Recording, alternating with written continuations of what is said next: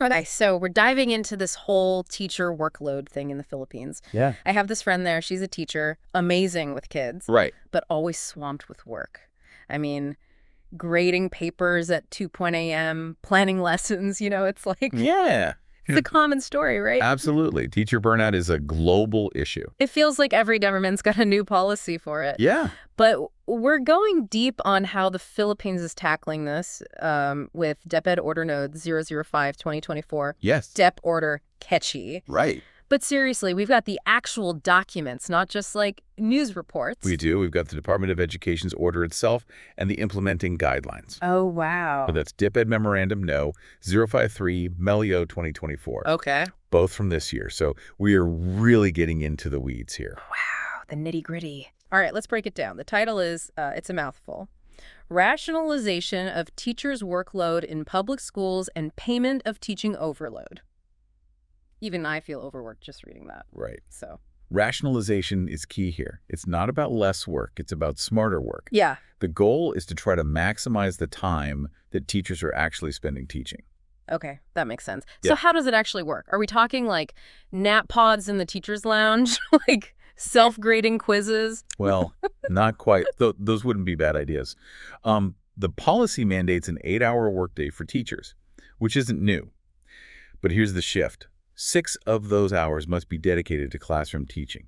So no more taking stacks of essays home. That's a game changer. Exactly. Yeah. It's about respecting their time, letting them focus on their core role. The other 2 hours are for what they call teacher ancillary tasks. Ancillary tasks sounds a bit like a catch-all. What falls under that? It's actually very specific and, honestly, pretty interesting how much detail they go into.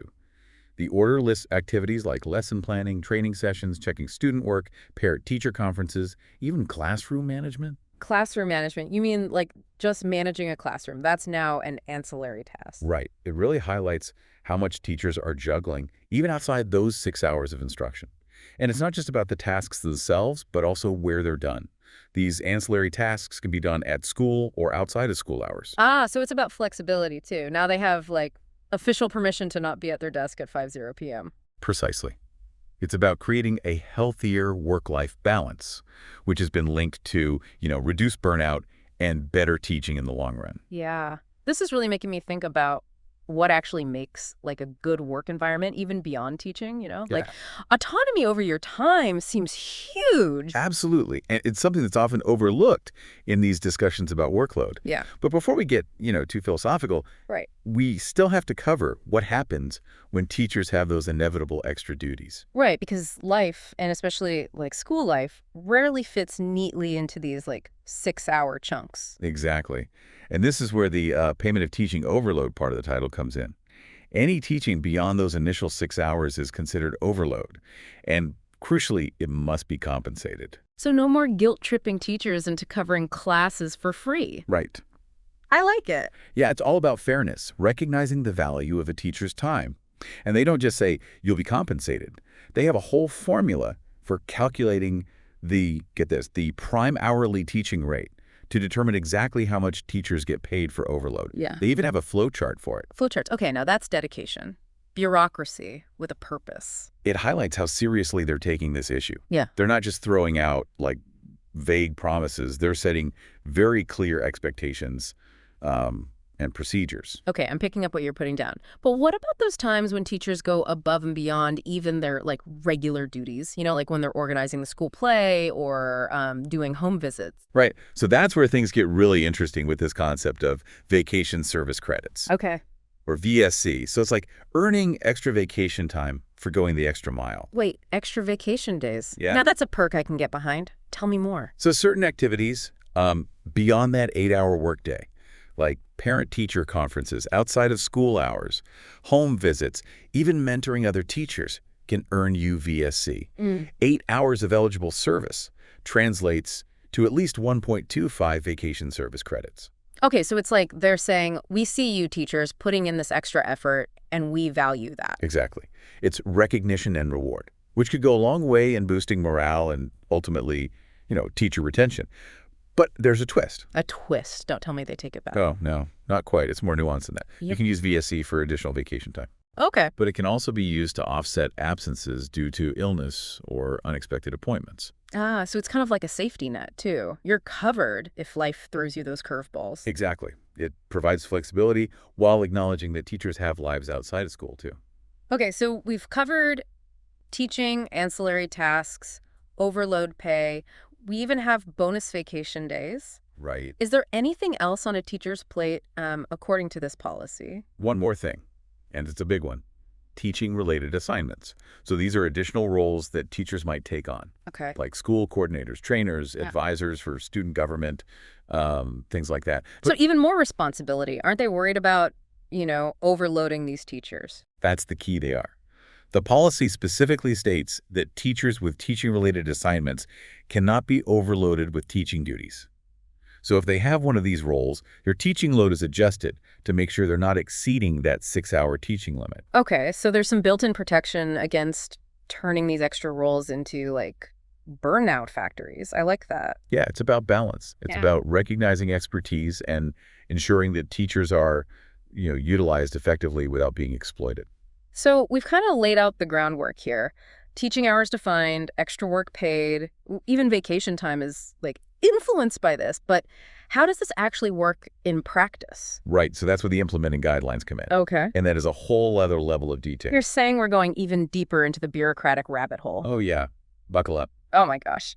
It gets wild. This is exciting. All right, so we're back.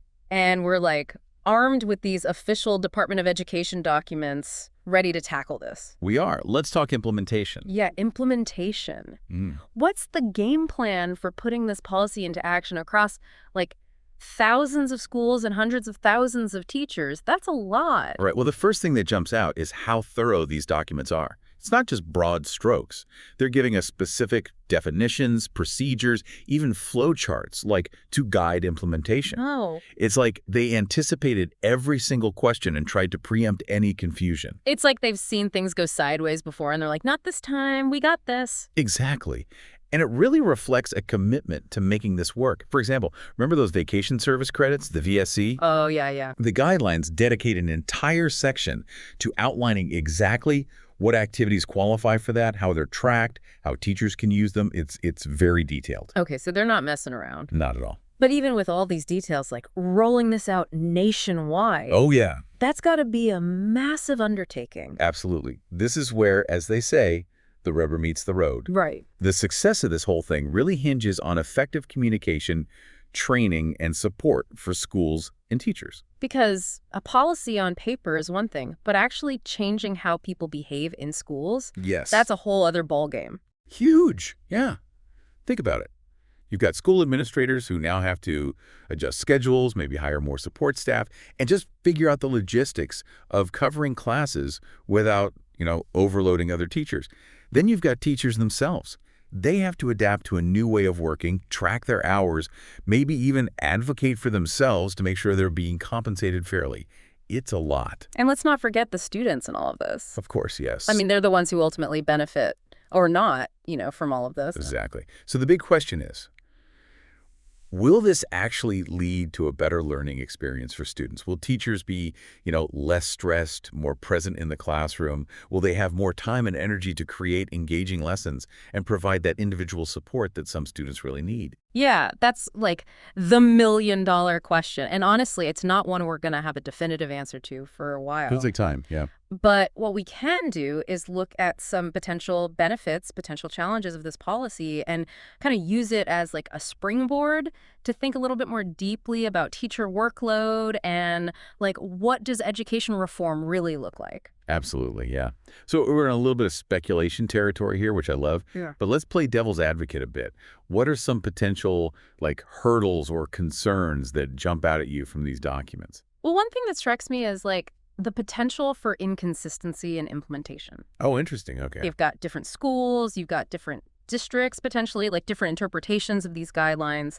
It's a lot to keep track of. Yeah, the classic challenge of standardization. Exactly. And that can create like inequities, right? Totally. Some schools might fully embrace the spirit of the policy, while others might like stick to the very letter of the law, find loopholes, drag their feet on implementation. It's tricky. It really highlights how important ongoing monitoring and evaluation is going to be. Mm-hmm.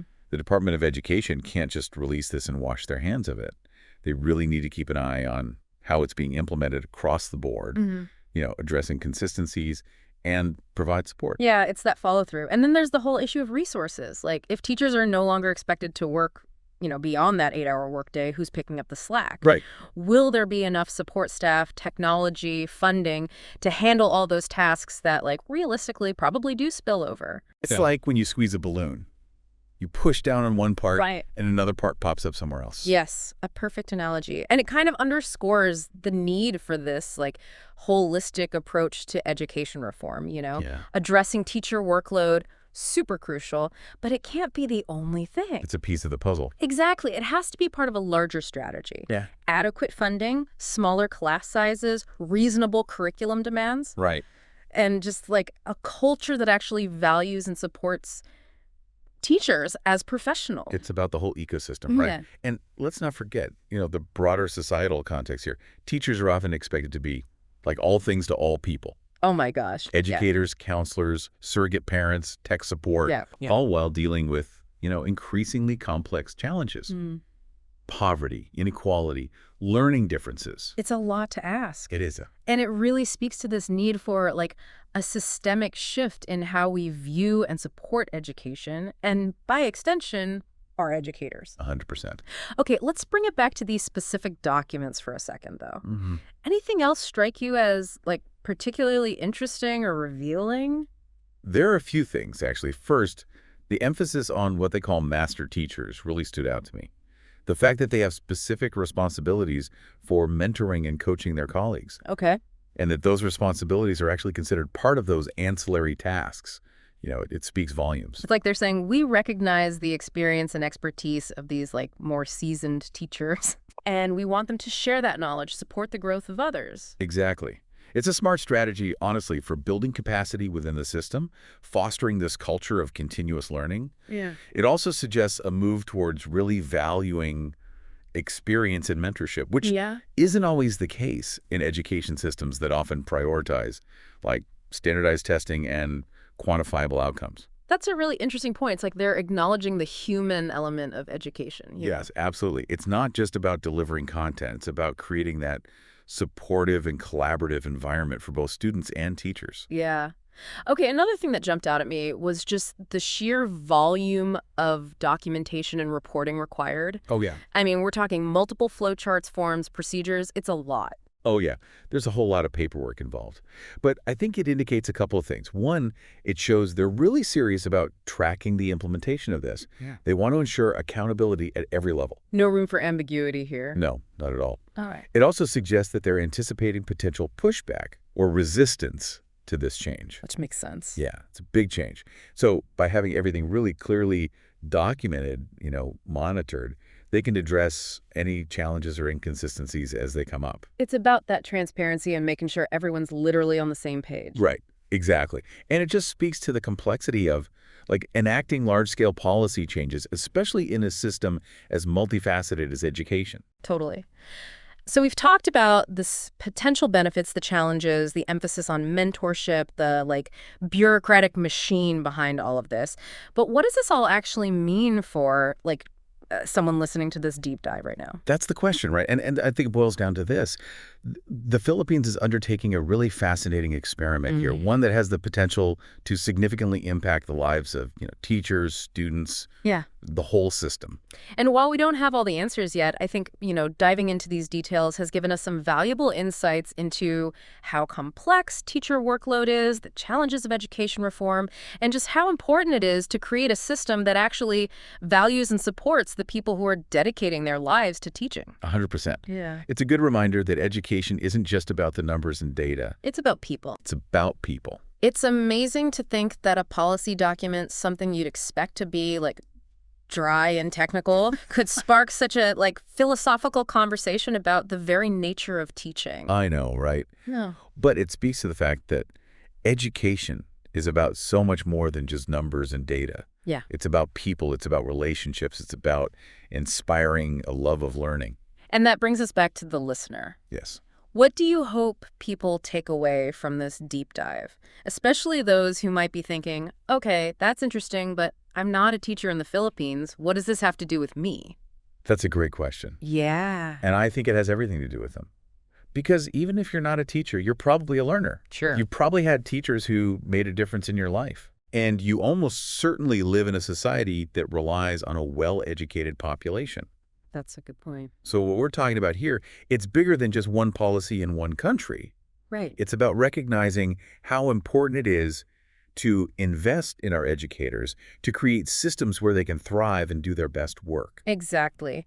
And it's about understanding that teachers aren't just cogs in a machine. Right. They're human beings Yes. with needs and passions and lives outside of school. 100%. And that by supporting their well-being, we're not just doing them a favor. Right. We're creating the conditions for a better future for everyone. Absolutely. Because when teachers thrive, students thrive, and ultimately, society thrives. So as we wrap up this deep dive, let's bring it back to that idea of joy. If you could wave a magic wand and create like the ideal conditions for joy in teaching, what would that look like? Ooh, that's a great question. Yeah. For me, it would be a system where teachers feel valued, respected, and trusted, where they have the autonomy to make decisions about their classrooms and their practice, where they have access to ongoing professional development that's relevant and engaging, Yes. and of course, where they have the time and resources to do their best work without sacrificing their own well-being. I love that. It's a vision of teaching as not just a job, but like a calling. Exactly. A profession where you can bring your whole self to work, where you can be creative, innovative, and truly make a difference in the lives of your students. And while a magic wand would be nice, the reality is that creating this kind of change requires all of us to be engaged. Yes. Whether you're a teacher, a parent, a policymaker, or simply a concerned citizen, you have a role to play in advocating for a better future for our educators and our students. Absolutely. Because ultimately, education is a shared responsibility. Yes. It's up to all of us to create a world where teaching is a sustainable and joyful profession. So let's keep the conversation going. Yes. Share your thoughts on this policy, on teacher workload, on the future of education. We want to hear it. Yeah, we'd love to hear from you. Because together, we can make a difference. Thanks for joining us on this deep dive. Thank you. We'll see you next time.